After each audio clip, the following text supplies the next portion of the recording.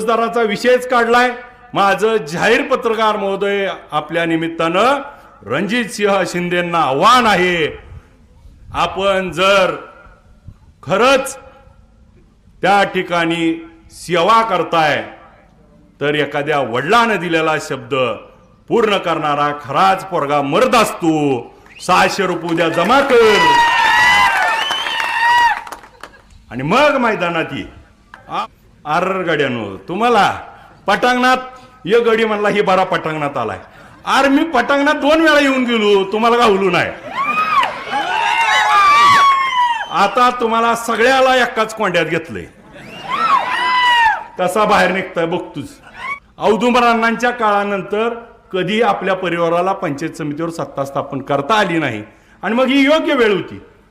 त्यांनी जर वर्षाताईंना तिकीट दिलं नाही, राष्ट्रवादी 2-1 होऊन आणि म्हणून मी भाजपमध्ये जातो म्हणलं असतं तर थोडी लाज राहिली असती।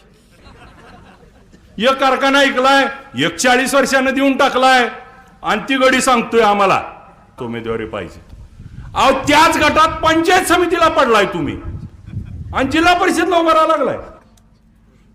फक्त जुन्या भांड्याला कलई केली आहे, इकडून तिकडं तिकडून इकडं, काय दुसरं करत नाही ती। आतापर्यंत म्हणायची ह्याला निधीच नाही, आता कसा देणार आहे? अरे आता तिजोरीच्या चाव्याच अजितदादाकडे आहेत त्या, आता कसं